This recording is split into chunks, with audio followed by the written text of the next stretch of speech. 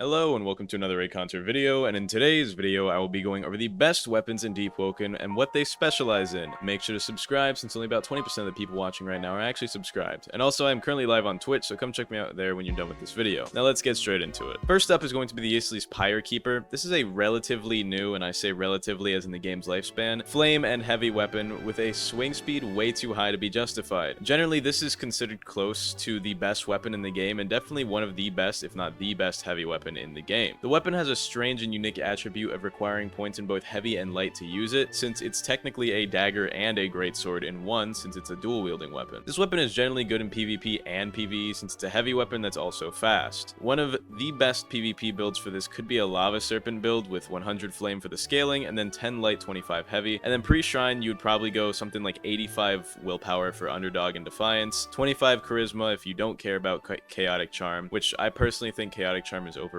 and the general charm talents are more useful most of the time, and chaotic charm is very specialized. You could also just go intelligence or over charisma for all the dead gods if you prefer that, and then of course 40 agility, 40 strength for talents like conditioned runner and showstopper. And then after the shrine you could just go max flame charm and weapon stats, and then mostly fortitude for the extra health and talents like exoskeleton and some other rares. This weapon is overall really good, and you can honestly choose any oath here because they all synergize well, because this build and this weapon are both really good. There are a lot of interchangeable stats as well depending on what talents you prefer, which make it really versatile and customizable to your playstyle. Generally I would go probably Dawnwalker though, just because Ash Slam into Radiant Kick is just a really good combo that most people don't expect or parry, so it's very good. The Eastleys Fire Keeper is a great weapon. I wanted to cover at least one weapon of each type for this video, so people who like different types of weapons can enjoy their own unique playstyles more. And the next weapon is going to be the Flamekeeper Cestus tied with the Drakemaw Gauntlets. A few months ago I would have recommended Light's Final Toll, but ever since its nerf it's lost versatility and usability. But since it's nerfs, it's really not worth using. First up is going to be the Flamekeeper Cestus, which I would recommend using with Bruiser's Mix-Up or Way of Neve and the Legion Kata movesets together. This adds a lot of versatility to your build, allowing you to either punish overly defensive players with Way of Neve's guard breaking crit, or play more combo oriented with Legion Kata's combo extending crit. It also allows you to mix up against opponents who may not expect you to switch up your playstyle mid-fight. Alternatively to this type of build, you can use the Drakemaw Gauntlets with specifically Legion Kata. Since the overriding crit makes it better, since the Drakemaw Gauntlet crit is able to pressure better than the original Legion Kata crit, it's actually way better, and if you're going to make a Legion Kata build, I would recommend trying to get the Drakemaw Gauntlets from the Hallowtide event. The only problem with this is that it's from the Hallowtide event, so they're not universally available. So you might just have to wait until October so that way you can get it. But if you have it, then I would actually really recommend making a Legion Kata build because they synergize really well together. The best dagger in the game would probably have to be the Champion's Longsword. No, I'm joking.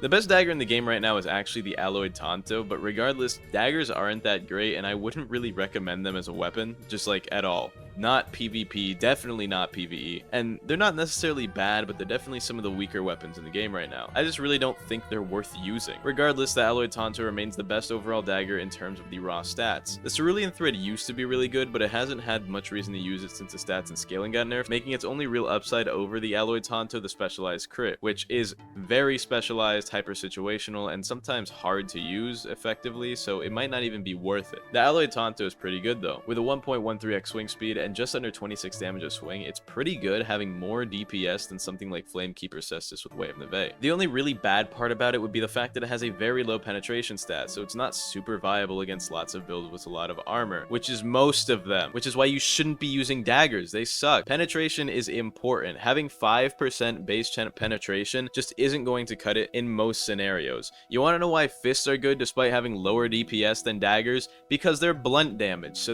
they go through the slash resistance, which most armors have more slash than blunt resistance. You want to know what daggers do? They do slash damage, but they don't penetrate slash very well, so you're gonna need to get talents that penetrate better, but even then you're still at a disadvantage in comparison to any other slash weapon in the game because they pretty much all have more average penetration than a dagger. Stop using daggers, don't use daggers. I would never recommend using daggers unless you like them, which if you like them, it's fine. You should definitely be playing the game to have fun, so if you like the daggers and you like the dagger playstyle, use them, have fun, enjoy your build. But if you're trying to win, you're trying to be competitive, do not use daggers. daggers. I would never recommend them to someone whose goal is to win every fight. Next up is the Crypt Blade. This is obviously a good weapon. It's been good for a long time and remains good as ever. It's not the best heavy weapon, but if you like Shadow, then I would definitely recommend making a Crypt Blade build, just because it's overall the best Shadow weapon for PvP, and you can mix it in with Flame for a Twisted Puppets Crypt Blade build if you prefer.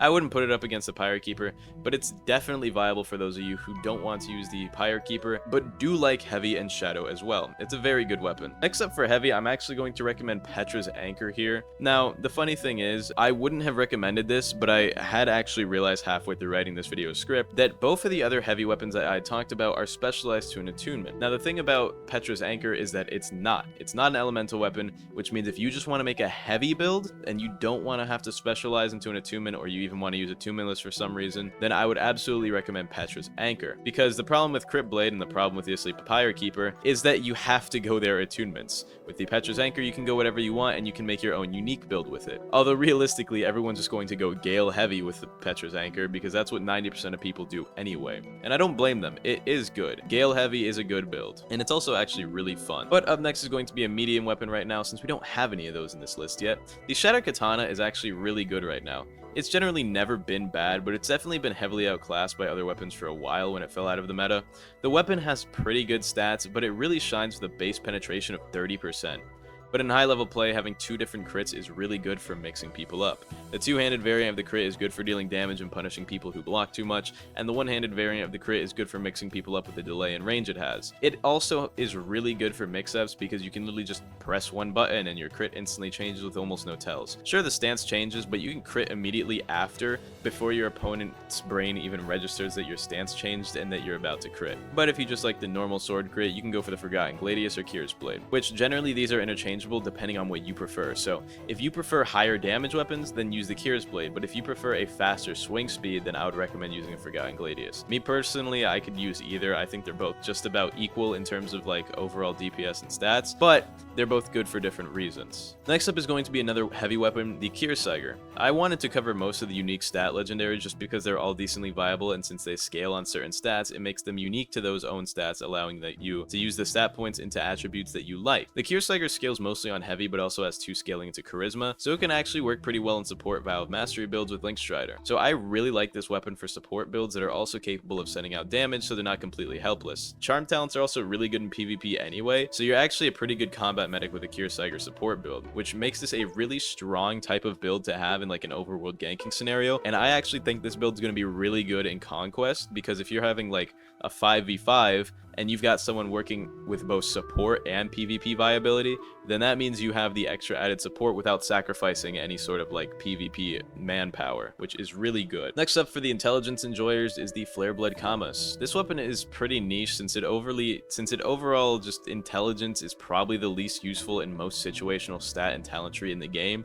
But if you like potions and want to make an intelligence build, then Flareblood Kamas would probably be the best for you since they have intelligence scaling. So you might as well go with them, and of course the Salt Alchemist Oath, since it's the only oath which is based on intelligence. This really is the only Flareblood Kamas build, but it isn't bad. If you can abuse the potion buffs, debuffs, and damage well enough to make them effective in a battle, which is easy enough to do, then it can actually be pretty effective. It's also actually a pretty fun build, and the Flareblood Kamas crit is just Cerro Cornea from Bleach. So this is actually a pretty cool weapon, and I really like it. If you like rifles, which are the medium guns, there's the Storm's Eye. Next weapon. If you like rapiers, the Skull Piercer is definitely the best. The damage difference between it and the Crucible Rapier is made up for by the bleed damage, so it's actually generally better than the Crucible Rapier. It's fast, works well with any attunement, but generally people do use Flame Charm. The crit is a free combo extension, and the weapon's just really good at everything. The Rapier is just very good. The Crucible Rapier is a fine alternative, but if you can get the Skull Piercer or have it saved from Halotide, then you should definitely get it. And actually, the Kyrstressa might be better than the Crucible Rapier, but I don't really remember right now as of writing this video. Anyway, the final weapon will be for the pistol category, so light guns instead of medium ones, which is going to be the Alloy Dawn Shot, but similarly to daggers, I actually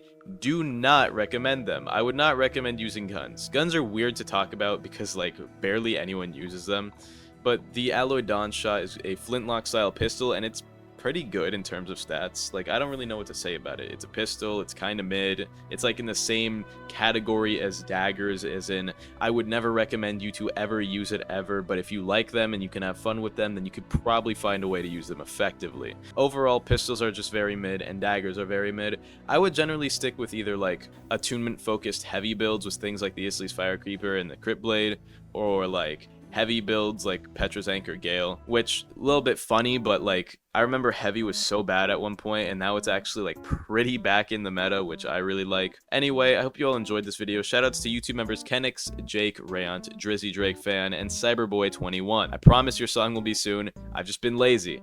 I love you all, and goodbye.